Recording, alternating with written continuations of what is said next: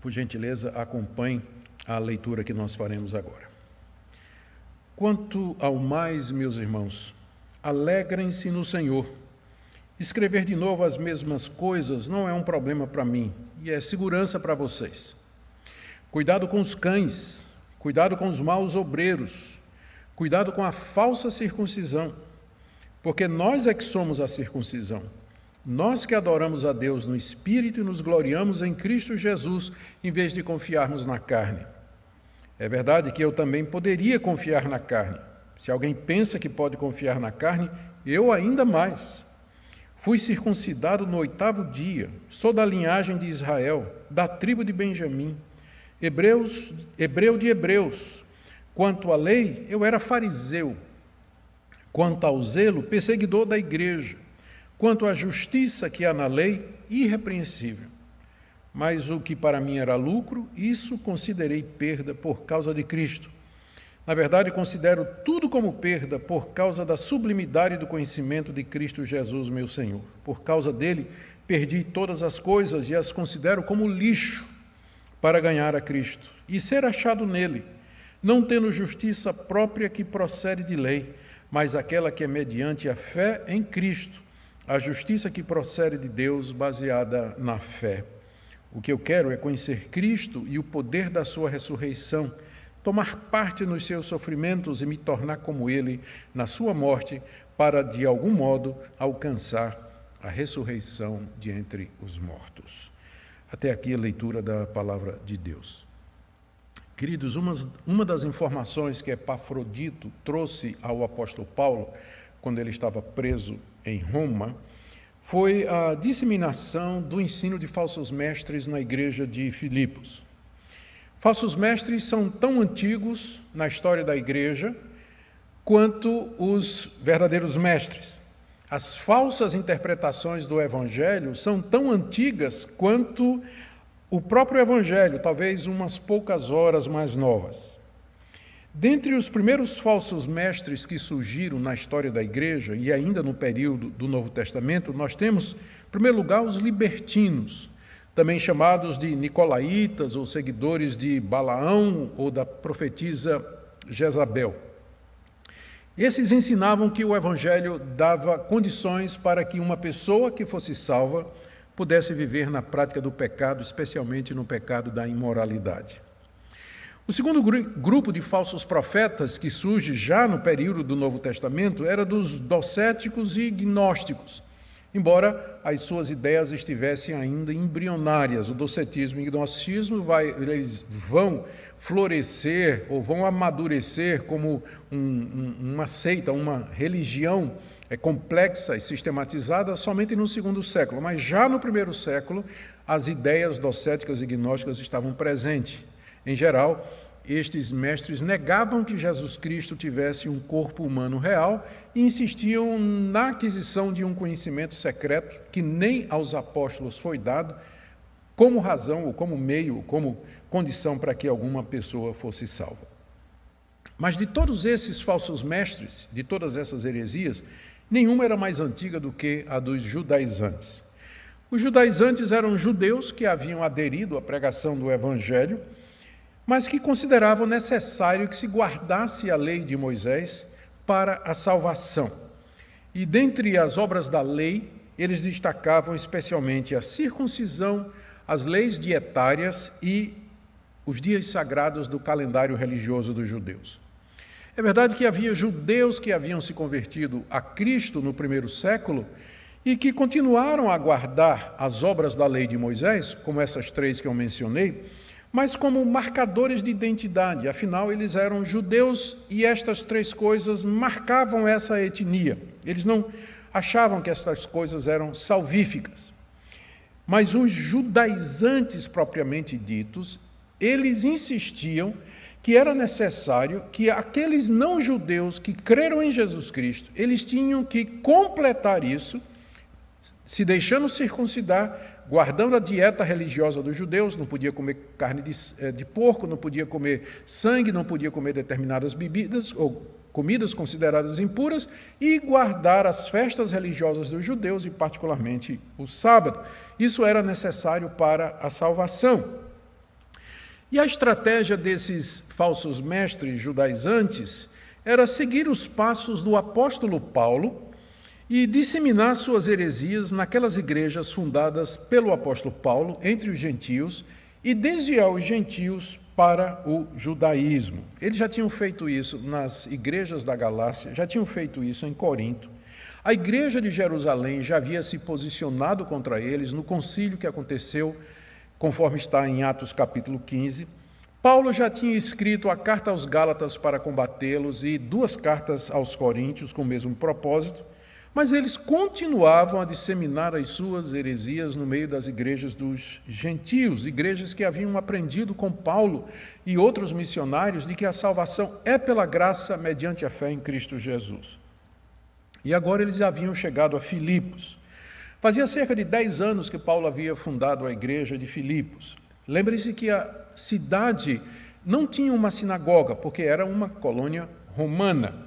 E provavelmente, então, esses mestres que estavam trazendo essas ideias eram pregadores itinerantes que passavam pela cidade, ficavam algum tempo e aproveitavam para procurar os gentios convertidos, os locais de reunião, e ali disseminar as suas ideias.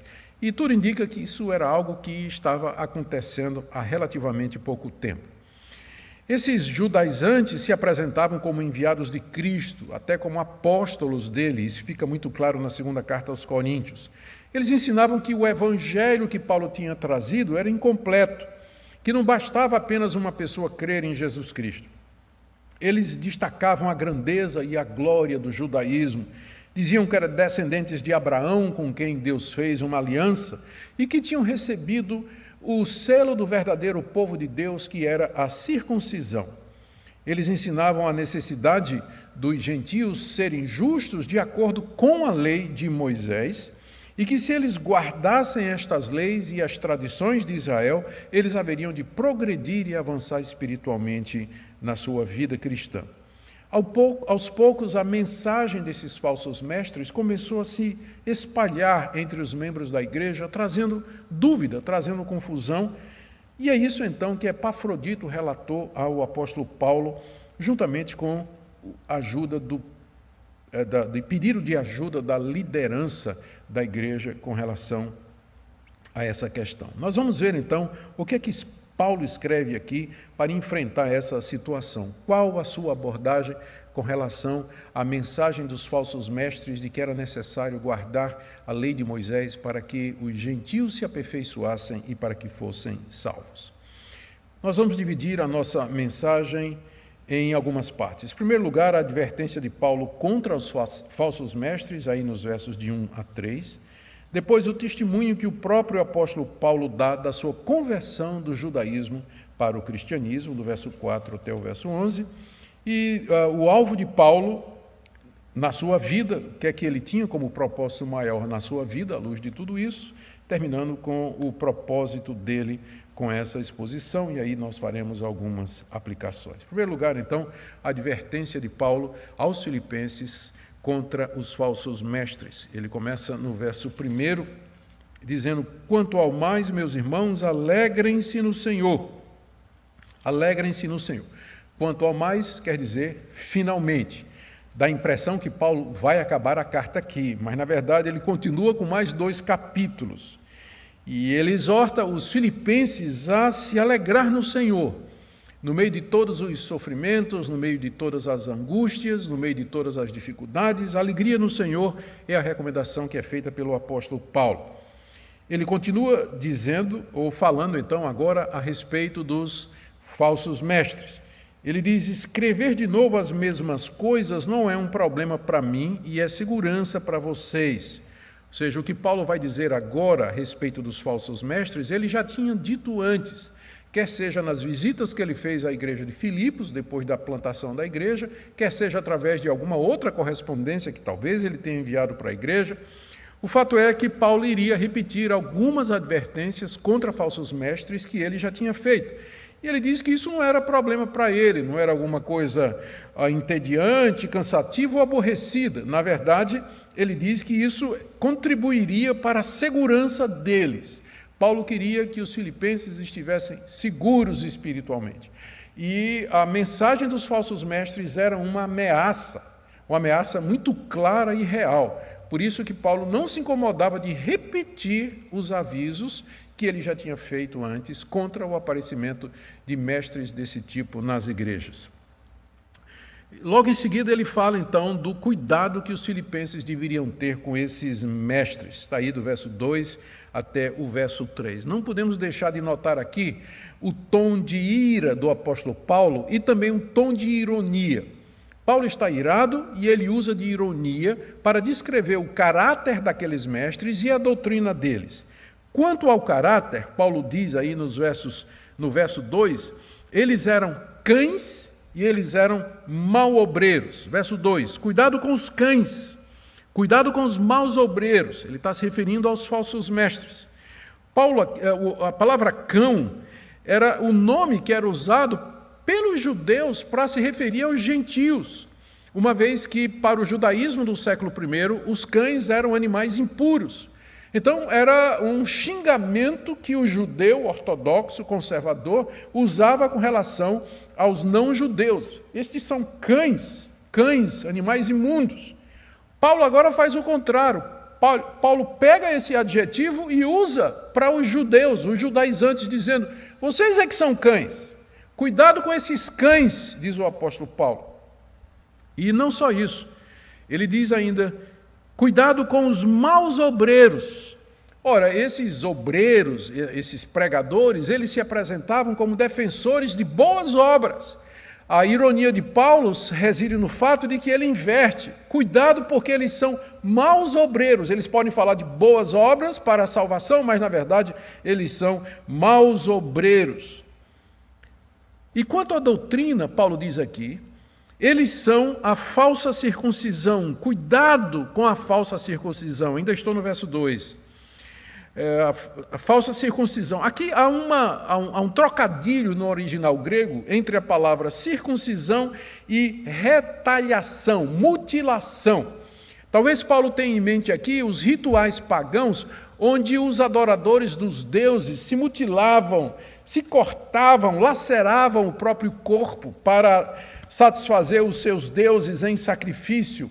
O que Paulo quer dizer é que a circuncisão que estes maus obreiros estavam querendo impor aos gentios era simplesmente uma mutilação, era um laceramento do corpo. Lembrem que a circuncisão consistia na remoção da pele do prepúcio do órgão masculino.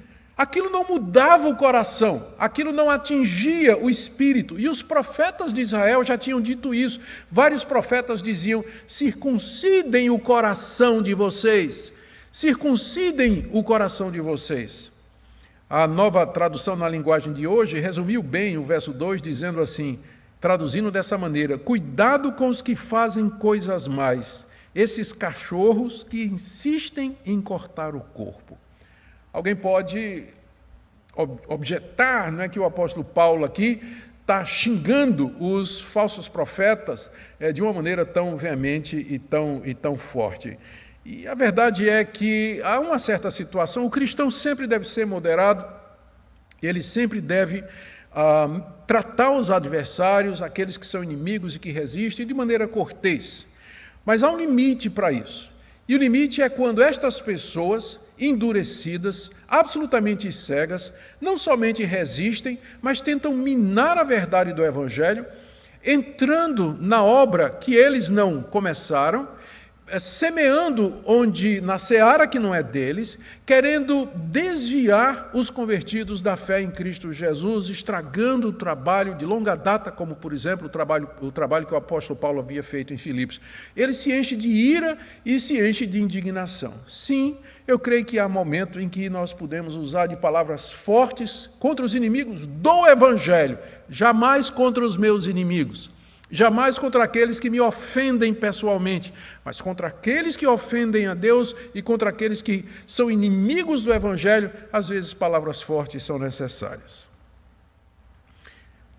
Os verdadeiros cristãos, ou verdadeiro povo de Deus, o Israel espiritual, diz o apóstolo Paulo no verso 3, somos nós. E aqui Paulo vira o jogo. Os falsos mestres apareciam lá em Filipos dizendo que eles eram o povo de Deus e que eles tinham a marca do povo de Deus, que foi a circuncisão, o sinal da aliança que Deus deu a Abraão, está lá no livro de Gênesis.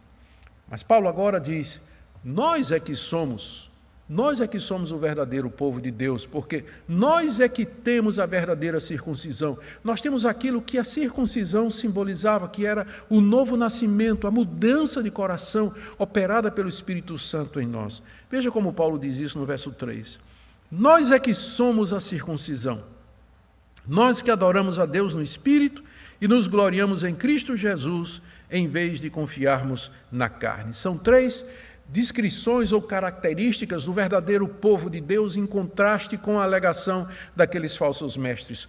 Primeiro, nós adoramos a Deus no Espírito e não mediante cerimônias externas, rituais religiosos como a circuncisão, que não muda o coração, ou como a guarda de leis, não coma isso, não coma aquilo, ou a guarda de dias sagrados. Estas coisas não mudam o coração. Nós adoramos a Deus em espírito, naquilo que é produzido, na devoção e na fé que é produzida pelo Espírito Santo em nossos corações.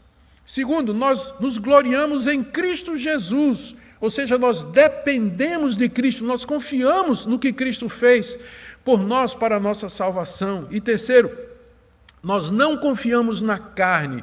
Carne aqui é usada pelo apóstolo Paulo para se referir a todos os esforços humanos para obter a salvação. Nós não confiamos na carne, ou seja, nós confiamos em Cristo e não na nossa capacidade para obter a salvação. Não colocamos a nossa confiança para a salvação em nossos esforços meritórios.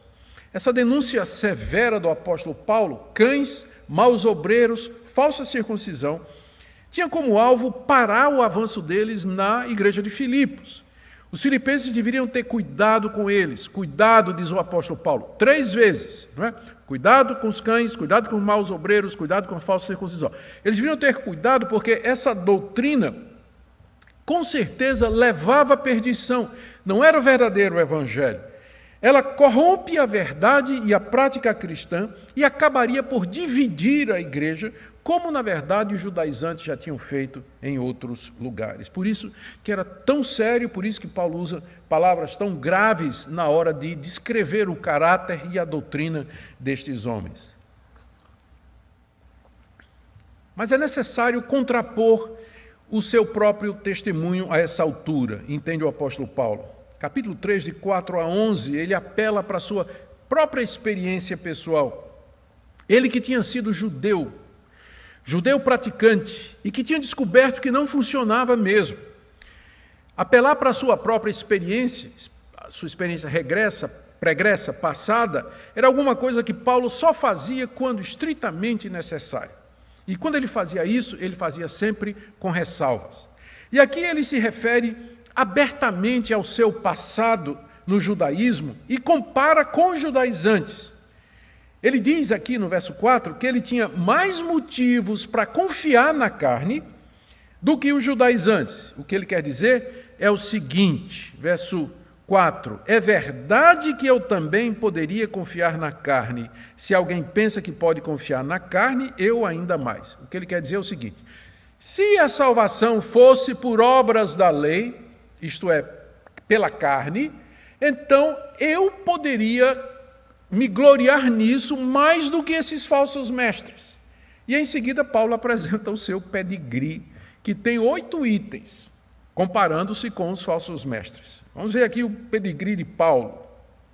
Primeiro, ele diz, fui circuncidado quando tinha 8 dias de vida. Deus havia ordenado a Abraão, Gênesis 17, 12, que todo descendente de Abraão, aos 8 dias de vida, deveria ser circuncidado. Pois bem, diz Paulo aí, eu fui circuncidado quando tinha 8 dias de vida. Está aí no verso 5. Segundo ponto do pedigree de Paulo, eu sou da linhagem de Abraão. Ainda verso 5.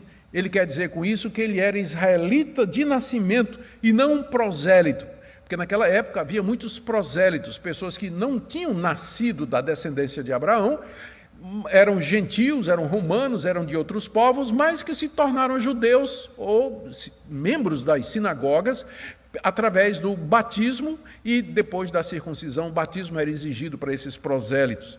Mas não era o caso de Paulo, ele era da linhagem de Abraão. Na verdade, ele diz ainda no verso 5, terceiro ponto do pedigree dele, que ele era da tribo de Benjamim, que era uma das tribos mais famosas e fortes de Israel. Aqui mostra que Paulo sabia que ele era da tribo de Benjamim. Esse ponto é importante porque muitos judeus perderam a sua genealogia depois do cativeiro babilônico. Nem todo mundo sabia de qual era a sua tribo. Paulo não somente era descendente de Abraão, mas ele sabia que era da tribo de Benjamim, aquela tribo que foi leal ao rei Davi e que permaneceu com a tribo de Judá ao lado de Davi. Em quarto lugar, ainda no verso 5, ele diz que era hebreu de hebreus, ou seja, de sangue puro. Mesmo que ele tivesse nascido na cidade de Tarso, que era na dispersão, os seus pais eram judeus, seus avós eram judeus e todos os seus antepassados eram judeus, ou seja, Paulo era um puro sangue, um puro sangue. Em quinto lugar, ele tinha sido membro da seita dos fariseus, que era a seita mais estrita dos judeus. Havia várias. Além dos fariseus, tinham os saduceus, tinham os essênios, tinham os zelotes. A que mais insistia na guarda detalhada da lei era a seita dos fariseus. E Paulo tinha se tornado membro deles, ou seja, ele era um fariseu praticante da lei. Ainda no verso 5. No verso 6 ele diz que era tão zeloso pelo judaísmo, pela tradição dos seus pais, que ele tinha se tornado um fanático a ponto de perseguir a igreja de Cristo. Essa é a demonstração que Paulo dá, ou a evidência que ele traz, do zelo que ele tinha pelo judaísmo, pela guarda da lei, pelas tradições dos rabinos. Ele tinha entendido que o cristianismo era uma afronta à lei de Moisés e que era seu dever perseguir, exterminar com a seita dos nazarenos, assim que era chamado o cristianismo no início. E ele tinha se dedicado a fazer isso, como a gente lê no livro de Atos. Além disso, ainda no verso 6, Paulo diz assim, que ele era irrepreensível no que diz respeito à justiça da lei. Ninguém poderia acusá-lo quanto ao cumprimento meticuloso daquela lei e das tradições dos judeus. O que é que Paulo quer dizer aqui? É que se a justificação fosse pelas obras da lei, Paulo certamente seria o primeiro a ser justificado. E também que se alguém pudesse se gloriar ou confiar na carne para a salvação, esse alguém era Paulo, muito mais do que aqueles judaizantes que estavam chegando ali. Mas era dessas coisas que os judaizantes se gloriavam, e Paulo tinha feito a mesma coisa antes. Contudo, aqui está o ponto e a razão pela qual Paulo apresenta o seu pedigree. Como eu disse, ele não gosta de fazer isso, de se gloriar. Contudo, Paulo havia chegado a compreender que tudo isso em que ele antigamente tinha se gloriado, nada mais era do que arrogância, orgulho e vaidade carnal e humana. E embora Paulo não mencione aqui, mas o evento que marcou sua vida e o momento de transição, aquele momento em que seus olhos se abriram para ele ver que tudo aquilo em que ele se gloriava não era nada, foi quando Cristo lhe apareceu no caminho de Damasco, quando ele estava a caminho daquela cidade para perseguir os cristãos, prendê-los e trazê-los cativos a Jerusalém, onde provavelmente alguns deles seriam mortos. Foi naquele momento, diante de Cristo, o Cristo glorioso, ressurreto, que lhe aparece ali, no corpo da ressurreição. É ali que Paulo entende que a justiça de Deus, a justificação que procede de Deus, era mediante a fé em Jesus Cristo, e não pela guarda meticulosa da lei, pela etnia e pelo selo da aliança, a circuncisão, como ele tinha pensado até então. E a partir daí, do verso 7 até o verso 9, Paulo estabelece esse contraste entre o conceito de salvação judaico ensinado pelos judaizantes como sendo necessário e a salvação pela fé em Cristo Jesus que Paulo, ex-fariseu, havia descoberto.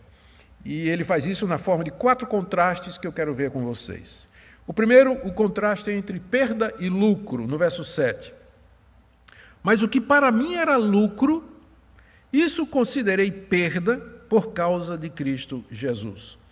Antes, Paulo considerava a prática judaica como lucro, como uma vantagem sobre as demais pessoas no que diz respeito à salvação e algo que lhe colocaria no favor de Deus, algo que lhe garantiria a salvação. Ele via o seu farisaísmo como sendo a sua religiosidade, como sendo algo lucrativo, algo que traria vantagem, algo de valor.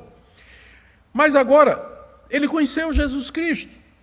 Tudo isso, então, que antes ele valorizava, ele diz aqui, se tornou como perda. Ele viu que tinha sido uma perda de tempo, uma perda de esforço, uma perda da sua vida, do tempo da sua vida. Eram coisas sem valor comparados com Cristo.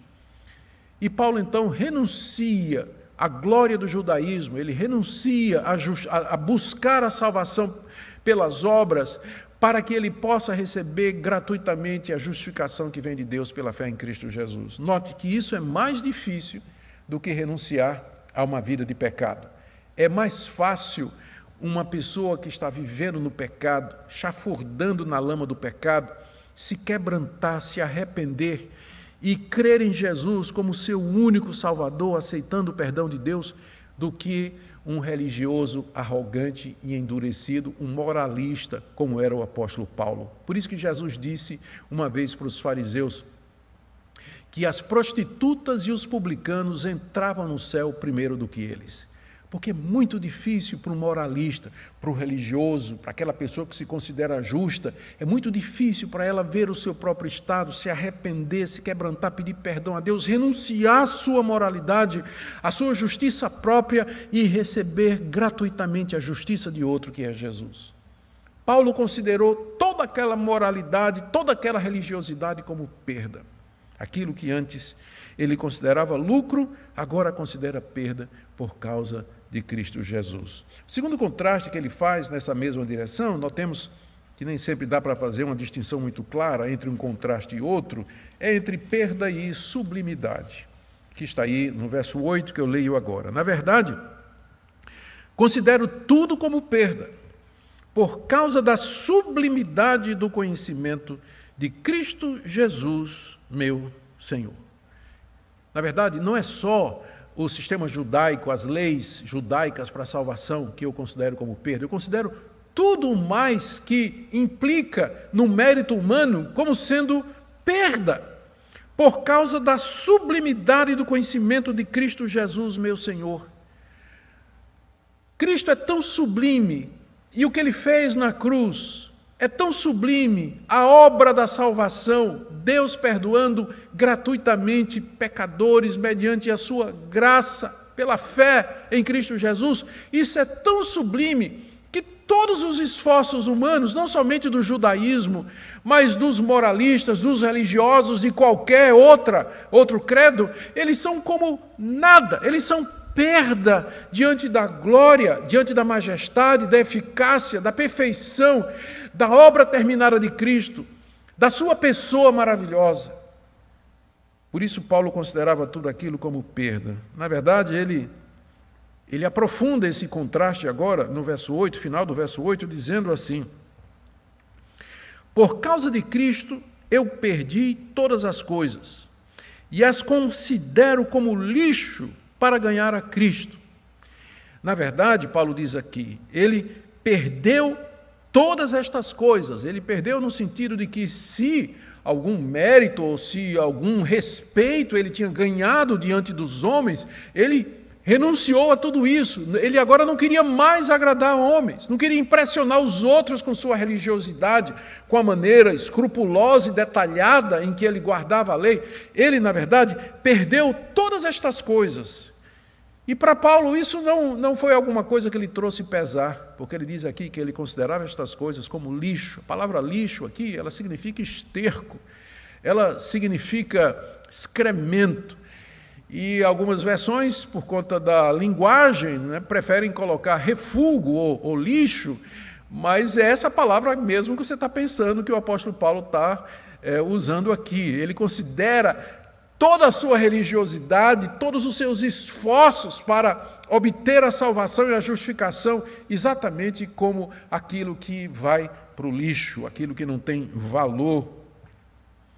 E, finalmente, aqui no verso 9, o último contraste é entre justiça própria e justiça de Deus, onde Paulo expõe de maneira sintética a diferença entre o ensino dele, que ele aprendeu de Deus, e o ensino dos falsos mestres. Aqui no verso 9, que diz assim. Ele diz no final do verso 8, por causa de Cristo perdi todas as coisas e as considero como lixo para ganhar a Cristo e ser achado nele, não tendo justiça própria que procede de lei, mas aquela que é mediante a fé em Cristo, a justiça que procede de Deus, baseada na fé. Aqui, então, há o contraste entre esses dois sistemas de salvação. De acordo com Paulo, que conhecia muito bem, que tinha passado a maior parte da sua vida tentando se salvar nesse sistema, ele chama a tentativa de salvação mediante as obras da lei como sendo justiça própria, ou seja, uma justiça que é resultado do seu próprio esforço, do seu merecimento, da sua santidade, da sua moralidade, da sua capacidade de observar detalhadamente a lei de Moisés. Chama-se justiça própria. Segundo, ela procede de lei, ou seja, quem vai lhe declarar justo é a lei. A lei vai examinar você e vai dizer, você cumpriu isso, você é justo. Então, a justiça própria, ela procede ou ela é declarada pelo referencial que uma pessoa tem, pelo referencial que o moralista tem ou que o religioso tem. Em contraste, Paulo tinha descoberto, primeiro, que a verdadeira justiça é aquela que é mediante a fé em Cristo Jesus. Não é por obras, não é pelo que eu faço, não é pelo que eu mereço, mas é com base nos méritos de Cristo. Ela vem, Deus nos imputa a justiça de seu Filho.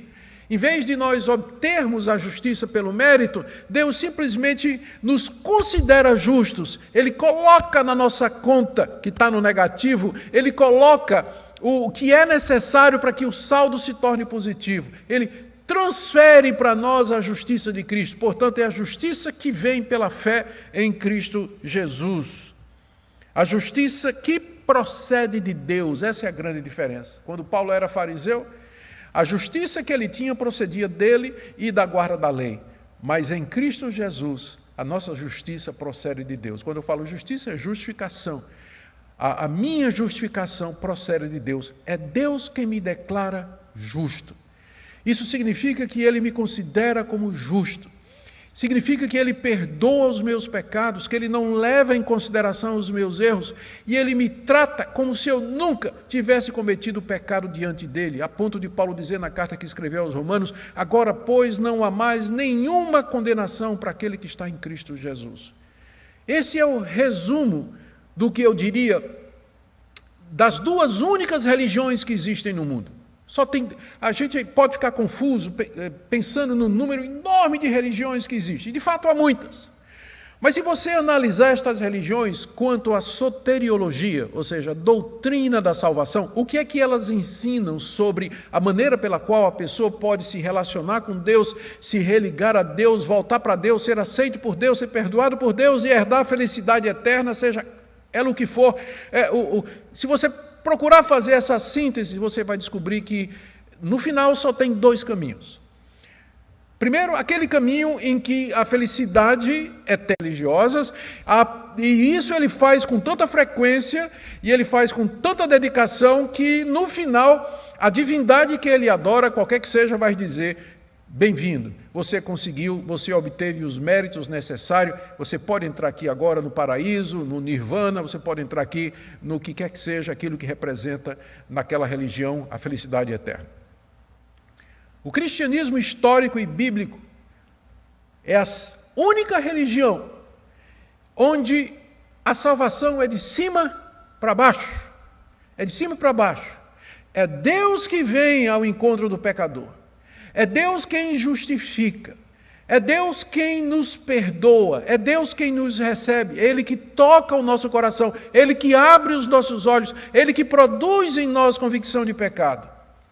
E é Ele então que coloca diante de nós, de uma maneira irresistível pelo Seu Espírito Santo, a sublimidade do conhecimento de Cristo.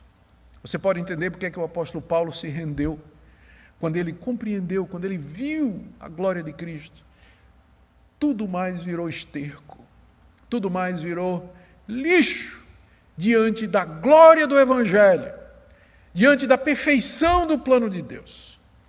Por que Paulo está dizendo tudo isso? Ele quer que os filipenses tenham cuidado com as pessoas, com aqueles mestres que estavam passando essa mensagem que no final era uma tentativa de fazê-los decair daquela graça, daquele evangelho puro, único e verdadeiro.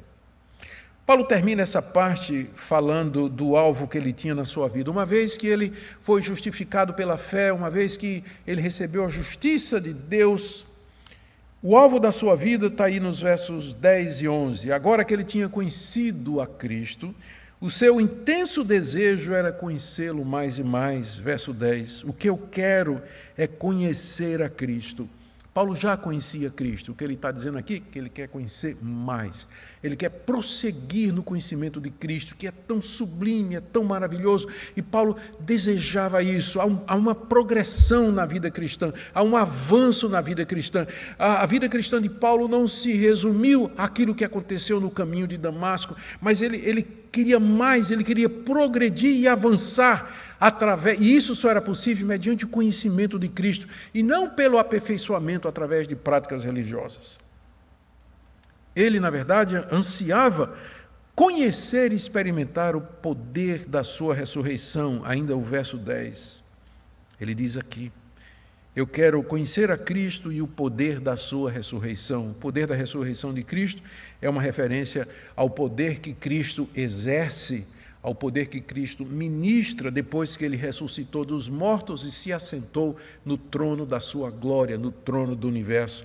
E de lá ele ministra o poder da ressurreição para os seus servos. Era esse poder que Paulo queria experimentar. É esse poder que nós experimentamos aqui nesse mundo, que nos traz vitória sobre o pecado, vitória sobre a culpa, vitória sobre o domínio do pecado em nós.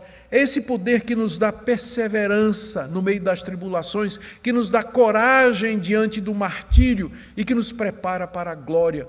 Conhecer o poder da ressurreição de Jesus Cristo aqui é o anseio mais profundo do crente verdadeiro.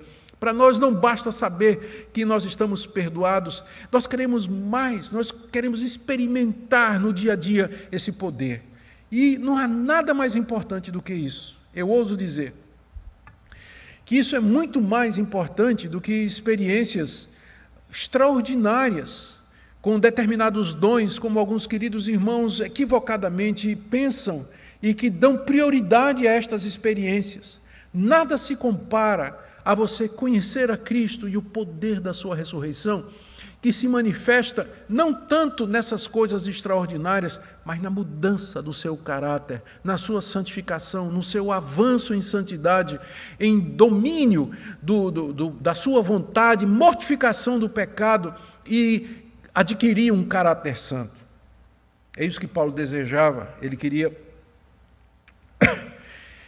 experimentar o poder da ressurreição. E não só isso, veja o que ele quer, verso 10, ele diz ainda, eu quero tomar parte nos seus sofrimentos e me tornar como ele na sua morte. Pouca gente quer isso, não é?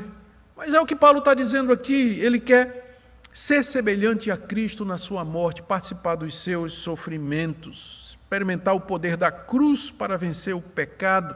Ele queria sofrer pelo Evangelho, se necessário fosse, como Cristo deu sua vida para que ele, Paulo, fosse justificado. Ele queria ser obediente ao Pai, assim como Cristo foi até a morte e morte de cruz. E o alvo dele, no verso 11, é esse: para de algum modo alcançar a ressurreição de entre os mortos. Não pensemos que quando ele diz aqui, de algum modo, ele quer dizer, ele está duvidando. A tradução poderia ser simplesmente para que qualquer que seja o meio pelo qual Deus me leve lá, eu alcance a ressurreição dentre os mortos. Era esse o alvo final de Paulo, o desejo final. Ele queria participar da ressurreição dos mortos. Aqui ele se refere à ressurreição dos mortos justos, daqueles que ressuscitarão para entrar no reino de Deus. Os ímpios também ressuscitarão, mas eles serão lançados no lago de fogo e enxofre. A ressurreição que Paulo se refere aqui é a ressurreição para a vida eterna, para a bem-aventurança. Era isso que ele desejava, não importa que meio Deus usasse para que isso acontecesse, talvez até a sua morte ali na prisão.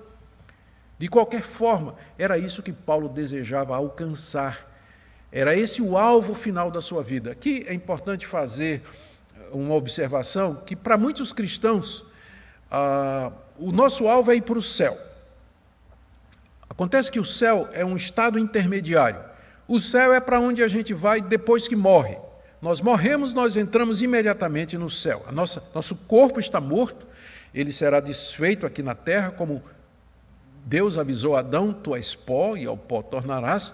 Mas o nosso espírito, a nossa alma, ela vai para a presença de Deus e ali ela aguarda a ressurreição dos mortos, consciente, em alegria, em gozo, antecipando a bem-aventurança na presença de Deus. Quando Cristo voltar, então haverá a ressurreição dos mortos e os vivos serão transformados. É a isso que Paulo se refere aqui. E essa deve ser a nossa esperança final. É isso que deve ser o nosso alvo, alcançar a ressurreição dos mortos. Mas isso não se alcança através do esforço próprio, guarda de leis, observância de rituais religiosos, moralidade. Isso é resultado da obra que Deus já começou em nós, quando Ele nos justifica mediante a fé em Cristo Jesus. Primeiro Deus nos justifica, depois Ele nos santifica e depois Ele nos ressuscita e dá a vida eterna. É isso que Paulo aguarda aqui, é isso que ele deseja. E é esse o verdadeiro progresso espiritual, mediante a união com Cristo e não mediante a guarda das obras da lei.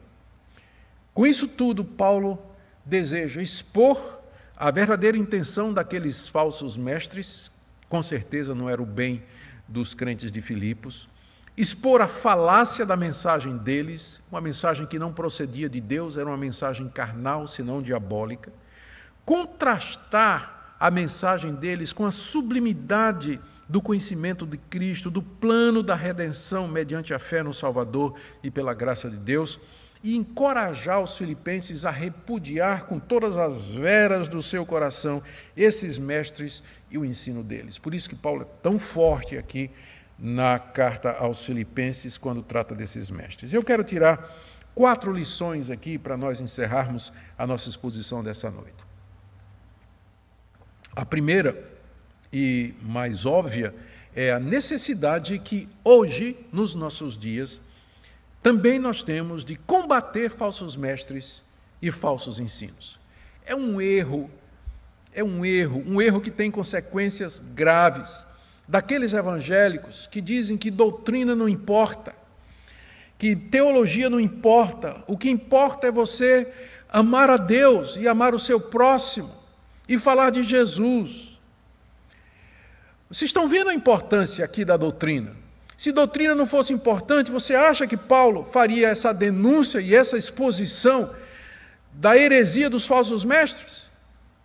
Se doutrina não fosse importante, Paulo podia escrever para a igreja de Filipos e dizer: não, gente, não se preocupa não, esse pessoal é gente boa, deixa eles ensinar isso aí, vocês acreditam se quiser, não vai fazer diferença. Vocês acham que Paulo faria isso?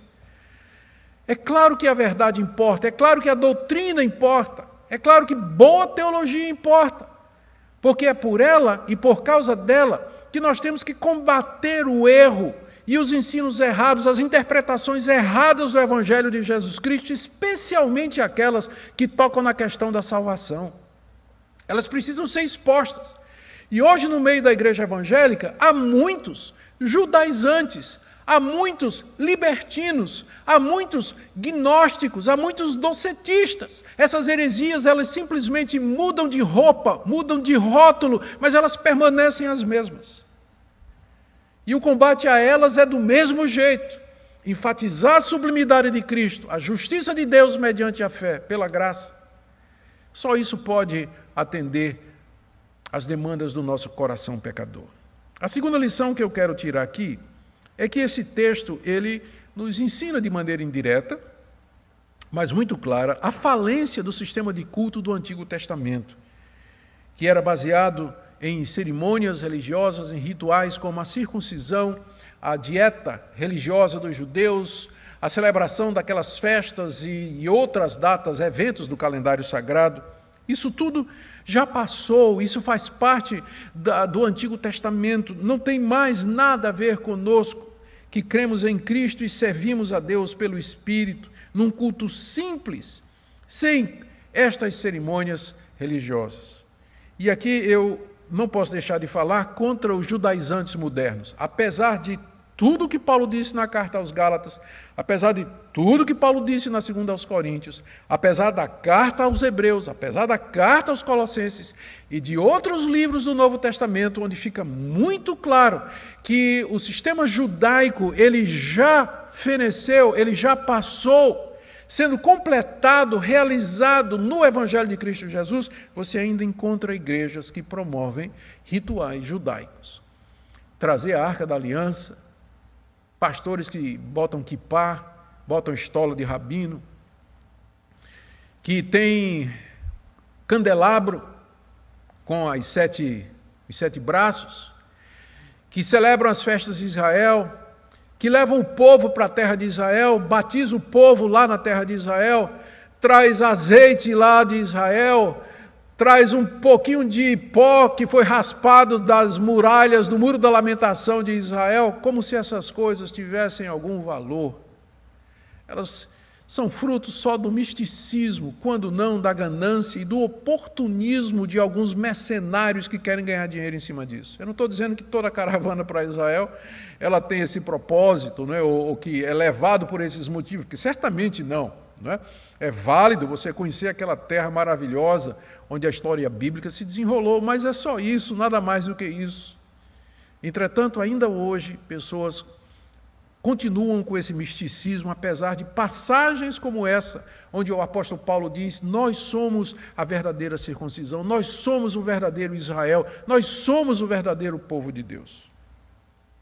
Terceira lição aqui, muito clara, é que o homem é justo ou justificado diante de Deus, não por suas obras, quaisquer que sejam, mas mediante a justiça que procede de Deus pela fé em Cristo Jesus. Eu queria que você meditasse nisso, você que está me escutando. Em que é que você se gloria? Onde está a sua confiança? De que você vai alcançar a ressurreição dos mortos, a bem-aventurança e a vida eterna? Está na sua religiosidade? Está no cumprimento dos deveres religiosos? Está no perfazer rituais passados pela sua igreja? Frequentar a sua igreja? Fazer campanha? Fazer propósito? Dar o dízimo? Eu não estou dizendo que essas coisas elas são necessariamente erradas. Errado é você confiar nelas, você depender delas como se elas fossem trazer avanço na sua vida espiritual ou a sua justiça diante de Deus. E por último eu queria trazer essa lição. Pelo que Paulo nos ensina aqui, nós podemos experimentar aqui nesse mundo o poder da cruz e o poder da ressurreição em nossa vida diária. Não é isso que você deseja? Não é isso que você almeja? Experimentar o poder da ressurreição de Cristo, o poder da sua cruz. Isso pode significar quebrantamento, humilhação, arrependimento, sofrimento, como Paulo lá na prisão, por amor a Jesus Cristo. E pode significar também vitória sobre o pecado, vitória sobre a corrupção dos nossos corações, uma vida de santidade e pureza em que nós renunciamos a nós mesmos por amor a Cristo e nos nossos irmãos, e onde também nós podemos nos alegrar profundamente. Veja que Paulo começa essa sessão dizendo: quanto ao mais, irmãos, alegrai-vos no Senhor. Nós podemos nos alegrar profundamente na justificação concedida gratuitamente pelo nosso Deus. Amém? Que Deus abençoe essa palavra no seu coração, esse é meu desejo.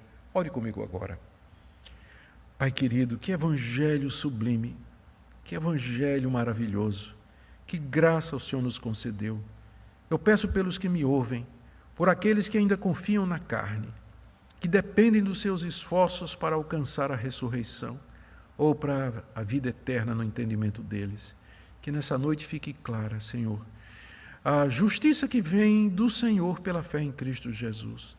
E que fique tão claro que eles considerem tudo mais que fizeram até hoje como refúgio, como esterco, lixo, para que possam ganhar a Cristo como seu Senhor e Salvador. Abençoa-os, é o que eu peço em nome de Jesus. Amém. Amém.